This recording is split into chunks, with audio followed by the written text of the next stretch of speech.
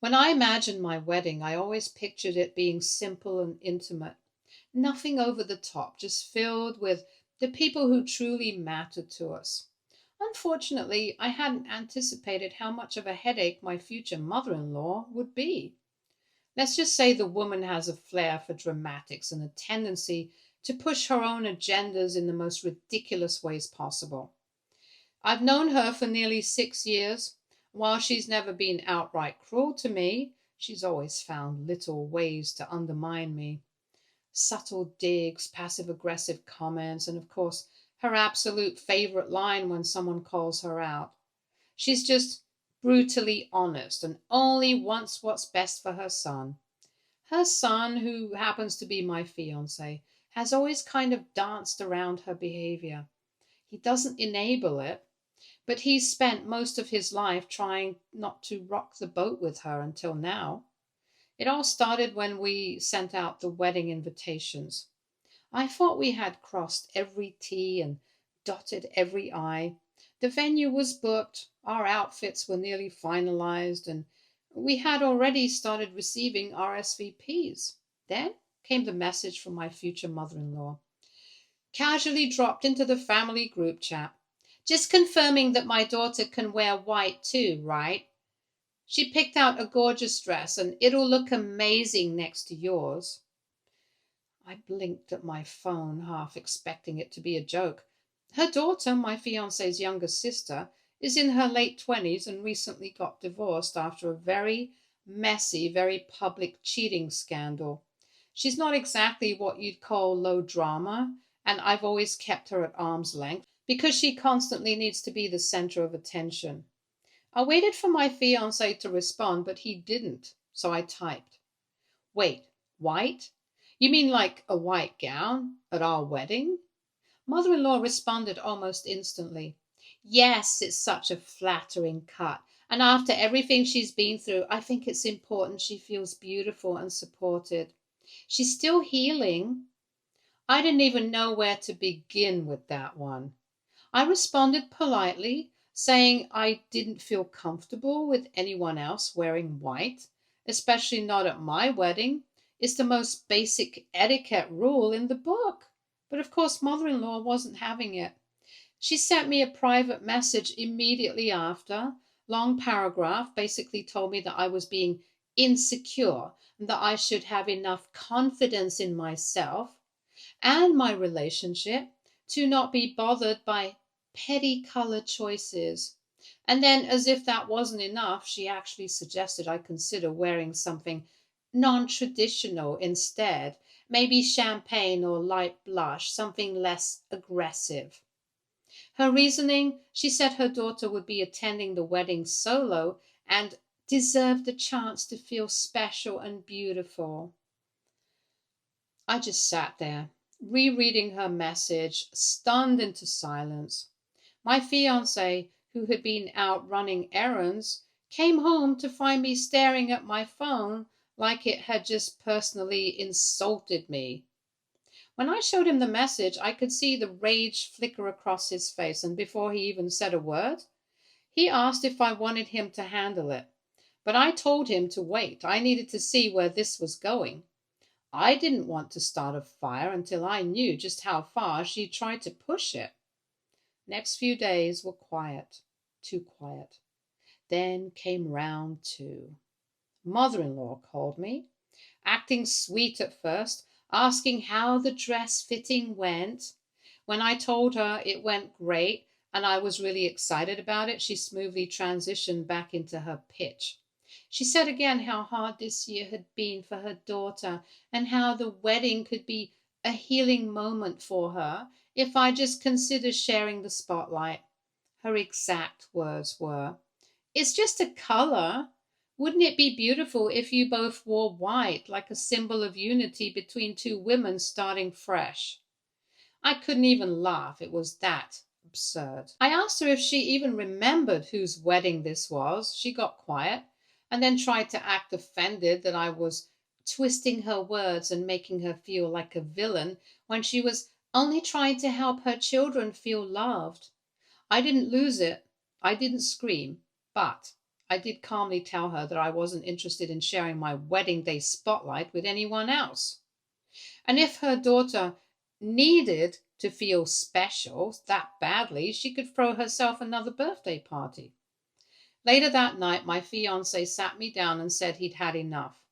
He said he'd always tried to give his mother the benefit of the doubt, but this wasn't just overstepping, it was blatant disrespect. He said that from now on, he would be the one handling her, and I shouldn't have to deal with a single message from her without his input. I felt relieved. But of course, mother in law didn't stop. Over the next week, she started planting seeds with other family members. I got messages from one of his aunts saying maybe I should just be the bigger person, and a cousin asked if I was really going to ruin the day over something like this. It was clear mother in law was spinning the narrative in her favor, playing the concerned mother card to anyone who'd listen. I kept my responses short, polite, and unwavering, and every time my fiance backed me up. What mother in law didn't know was that we weren't going to play her game. Not this time. The thing about trying to hijack someone else's wedding is it rarely ends well for the hijacker. And she was about to find out just how spectacularly wrong she was. Update 1. After the last phone call with his mother, my fiance decided it was time to draw a clean line. He wasn't cruel about it, he never is, but he was firm. He told her that the white dress request was inappropriate, that it wasn't up for debate, and that she needed to stop trying to manipulate people into siding with her. I thought that would be the end of it. It wasn't. His mother sent him a long message the next morning, written like a dramatic novel. She said he was changing and accused me of isolating him from his family. She even threw in a guilt trip about how she gave birth to him and raised him single handedly, and that now he was tossing her aside for someone who didn't understand their bond. He didn't respond. He just showed me the message, rolled his eyes. To be honest, I had braced myself for the worst. I thought maybe he'd waver, that he'd tell me he was stuck in the middle or ask me to compromise for peace's sake. But no, he just looked at me dead in the eye and said, "We're not playing her game. You're my fiance, not her rival." I didn't say anything right away, but the wave of relief I felt was huge. I knew he loved me, but hearing him say that out loud with that level of certainty made me feel like I had an army beside me. That said, we didn't trust mother in law not to try something else. She was too used to getting her way, too used to people bending to her subtle manipulation, so we started planning for contingencies. First thing we did was ask our wedding planner to designate a family liaison, a point person specifically assigned to handle drama and reroute chaos away from us on the big day.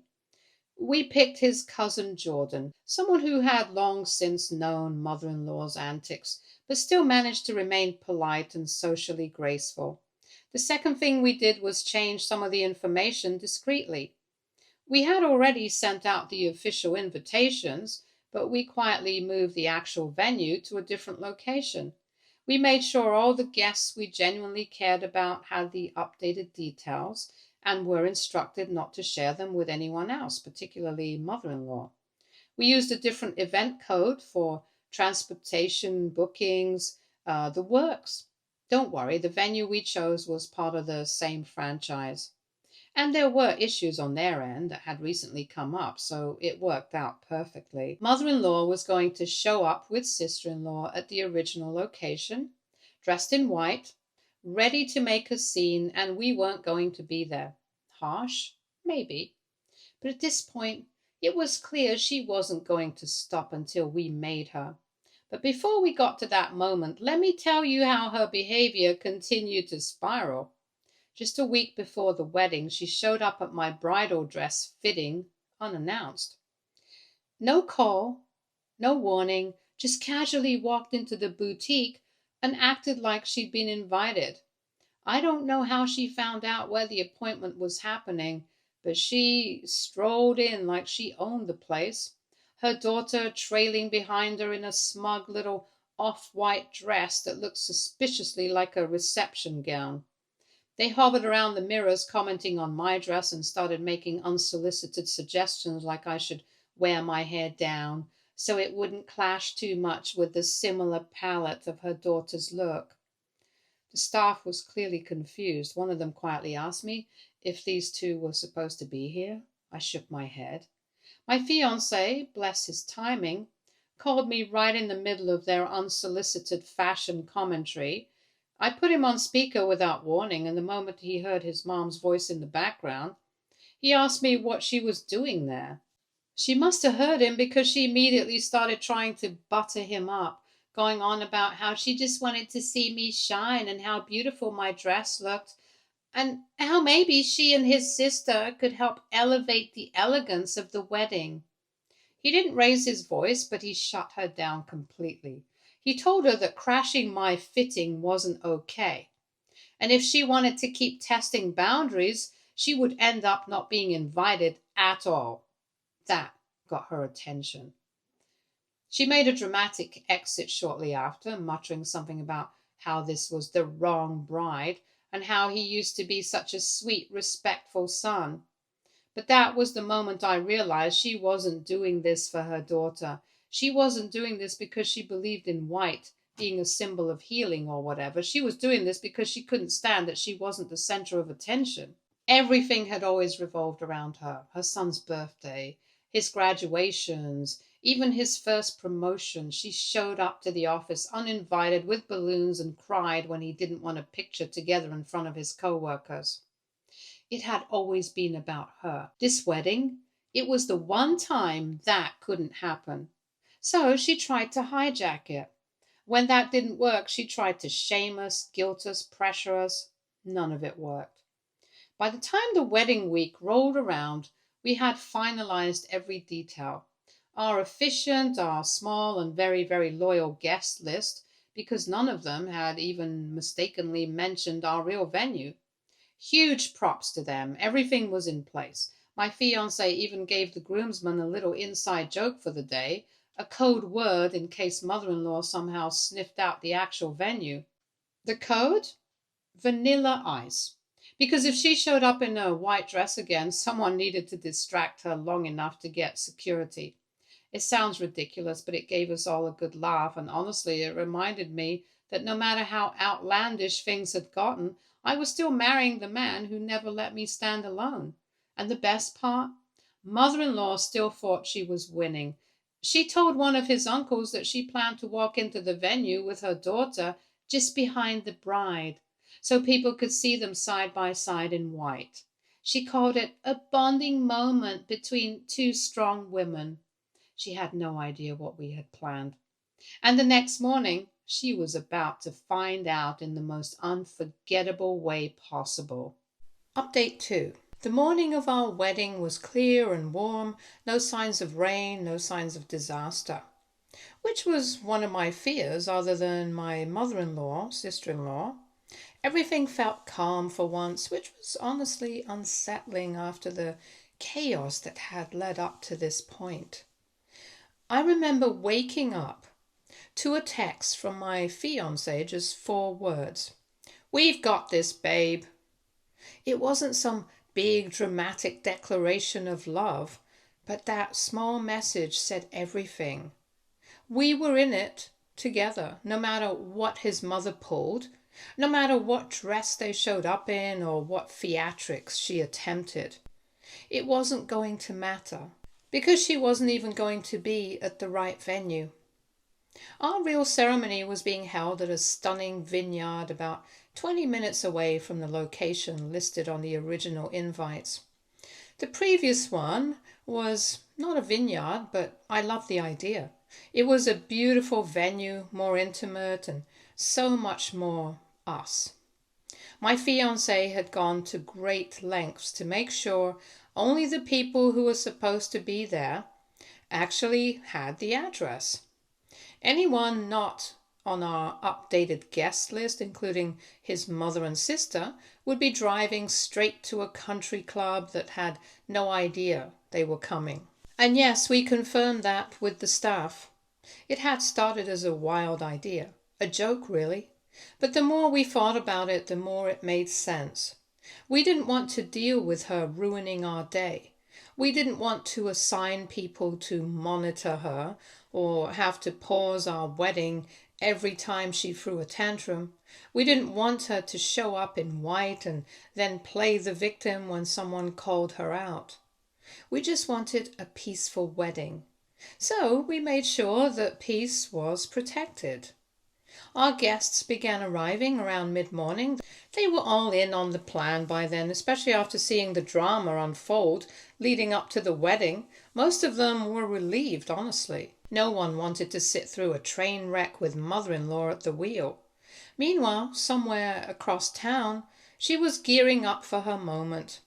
We know now because one of her own relatives ended up leaking the play-by-play to us later that she'd planned to arrive fashionably late to the original venue, dressed in white, with her daughter right beside her, also in white.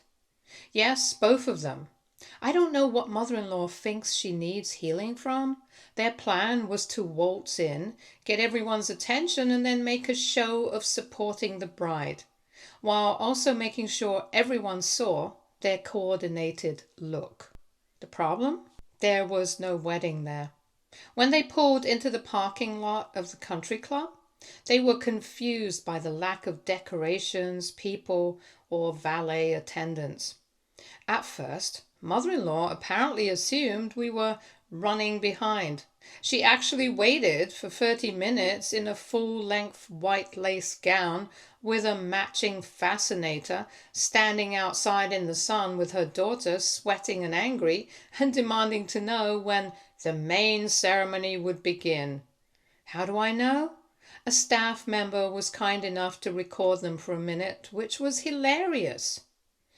Eventually, she marched into the reception desk and demanded answers. What did she get? Blank stares. Because no one there had any record of a wedding.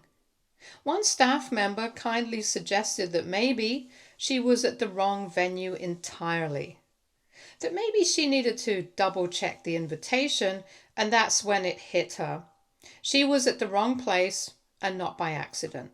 She blew up. Okay, so if anybody is confused, there were two wrong venues. One was on the invitation, the other was the country club.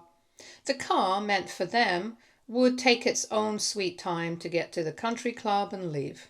Then they would go to the one on the invitation, which would take a lot of time again. So even if they managed to somehow get the details of the actual venue, it would not have much of an effect on us.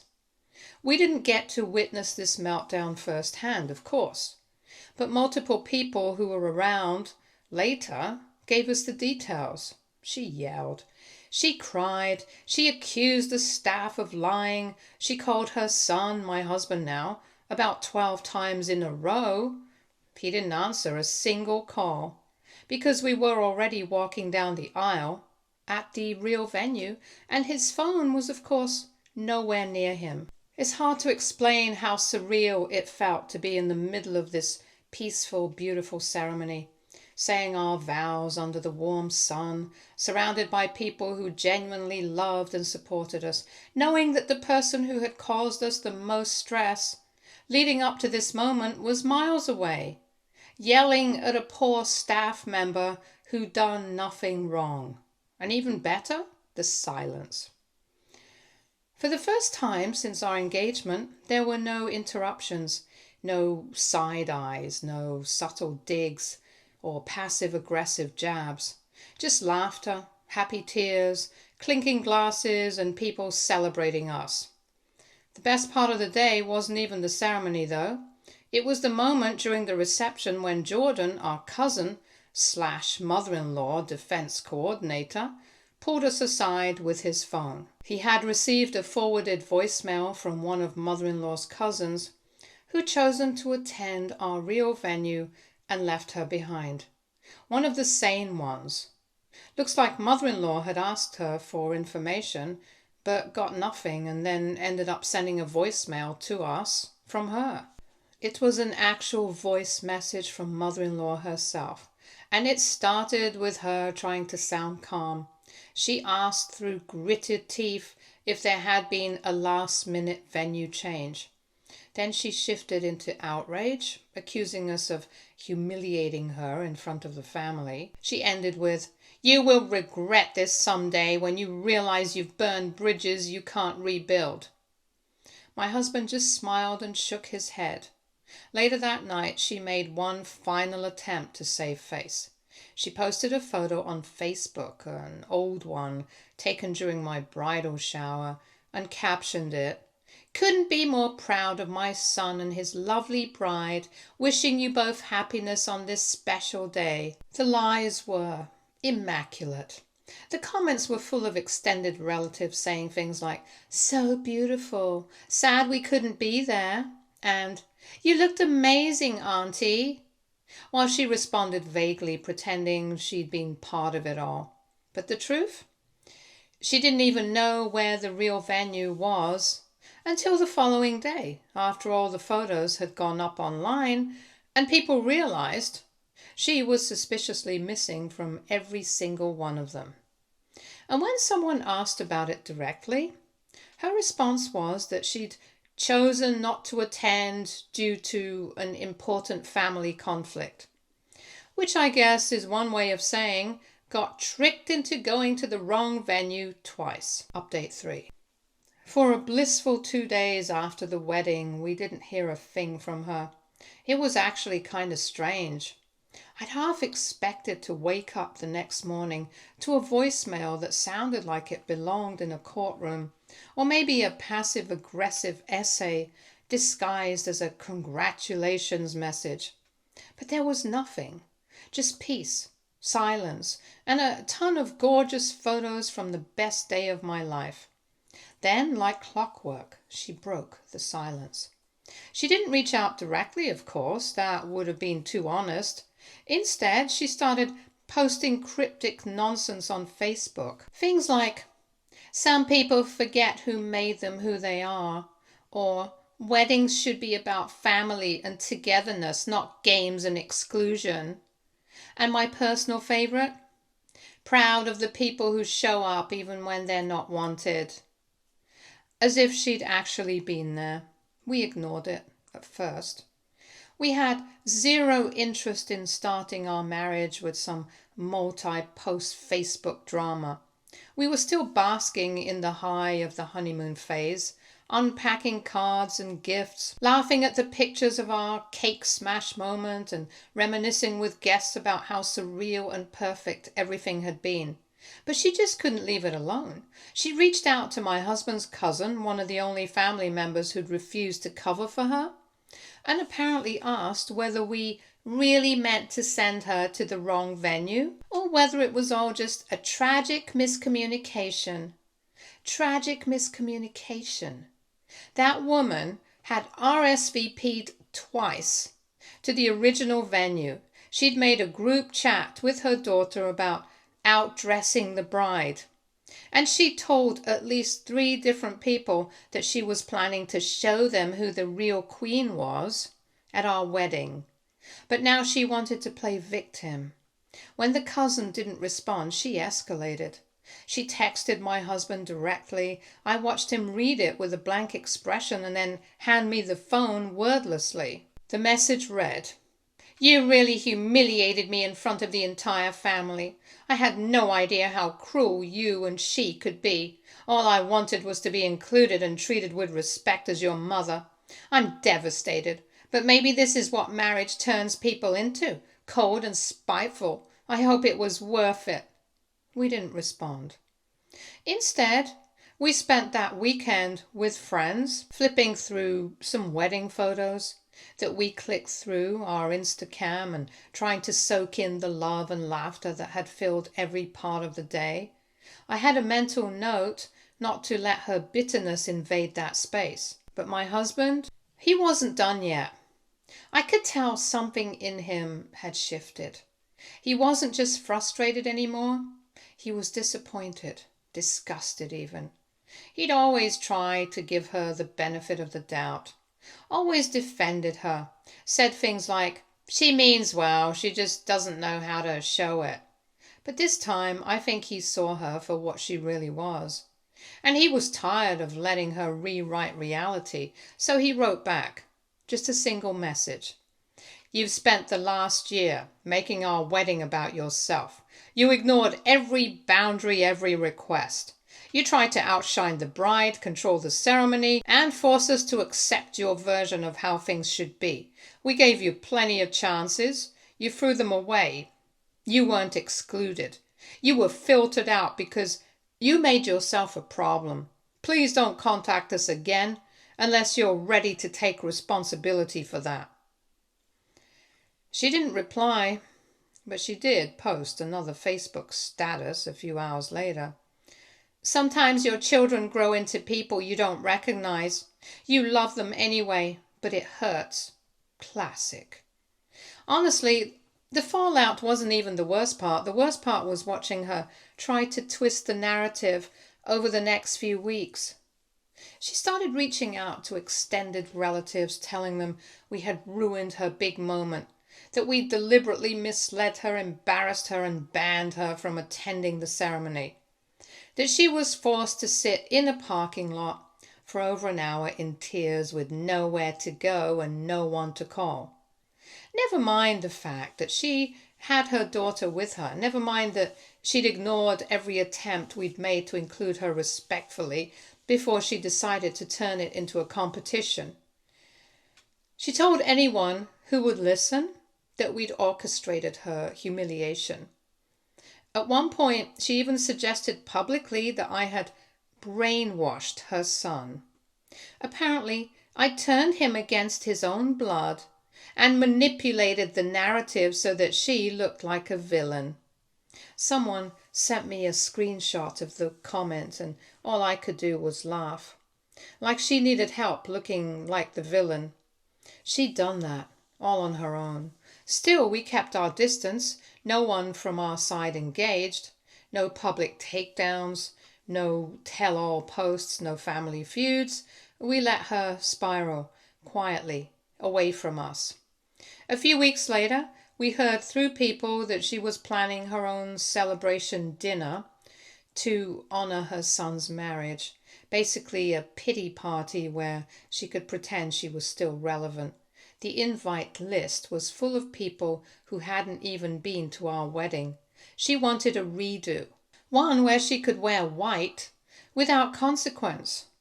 One where she could pretend she was the one who gave her son away. Needless to say, no one went, not even her own sister, who texted my husband and said, "Honestly, you handled it better than I would have. She's lucky you didn't throw a drink in her face instead." Eventually, the posts slowed down, the drama faded, life moved on. And us? We settled into married life peacefully. Our home was quiet, loving, drama-free. We framed our favorite wedding photos, sent out thank you cards, and even planned a mini weekend getaway to breathe after everything. And while the memory of what she tried to do will always stick with me, so will something else. The look on my husband's face as we stood under that archway, exchanging vows, knowing we'd chosen each other every bit of nonsense thrown our way. Knowing we'd chosen each other over every bit of nonsense thrown our way. That, to me, is what the day will always be about. Not her tantrum. Not her dress. Not her drama. Just us. And the fact that we were willing to protect our peace no matter what it took. Update 4. If she thought things couldn't get more humiliating after missing the real wedding, she was wrong. About 2 weeks after we got back from our honeymoon getaway, which was, mind you, 2 months after our wedding, word got around that my mother-in-law had decided to throw her own celebration dinner. Again, to fix what she called a historical oversight. In other words, the fact that we hadn't let her hijack our wedding. The last dinner was a fail, so I guess she decided to try again. She invited extended family, a few of her bridge club friends, her co-workers, and naturally, everyone who hadn't been invited to our actual wedding. The invitation described the event as a belated family wedding blessing. My husband wasn't mentioned anywhere in it, neither was I, but his name was in bold at the bottom, as if she was still clinging to the illusion of being center stage in his life. We hadn't even known about the event until his cousin forwarded us a screenshot and said, "Is this a joke?" It wasn't. She actually booked a hall, had a custom cake made with "Mother of the Groom" iced in gold script, and printed out blown up photos of herself with my husband from when he was a toddler. 0 pictures of me, 0 pictures of the wedding. But that wasn't even the wildest part. Her daughter, my now sister-in-law, finally snapped. We heard about it the next morning from 3 different relatives who all gave us versions of the same story. Apparently, halfway through the event, sister-in-law stood up and started yelling in the middle of the buffet line. She tried to keep quiet, but after watching her mother go on and on about how this was the real celebration, something in her broke. She accused her mother of being obsessed with controlling other people's milestones.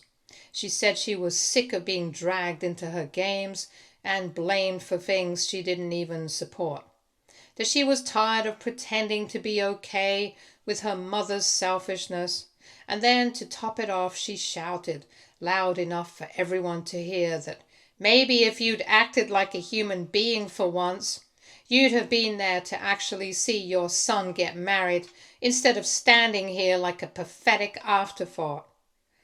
Dead silence, followed by mother-in-law bursting into tears and storming out of her own event. She left everyone behind. No thank yous, no speeches. Just took her purse and disappeared, leaving the cake, the guests, and her daughter behind to deal with the mess. From what I heard, sister-in-law was the one who ended up apologizing to the guests and cleaning things up, even though half of them had already left. I was told she looked exhausted, embarrassed, angry in a way that felt years overdue. Later that week, she texted my husband. She didn't say much, just that she was sorry for how everything had played out and that she wished she'd stood up sooner. She didn't defend her mother, didn't ask for sympathy, just said she was done following her footsteps.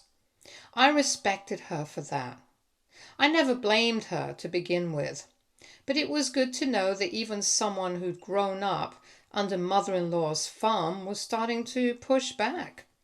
As for mother-in-law, she's been quiet ever since. Stay tuned for more stories from our girl relationships.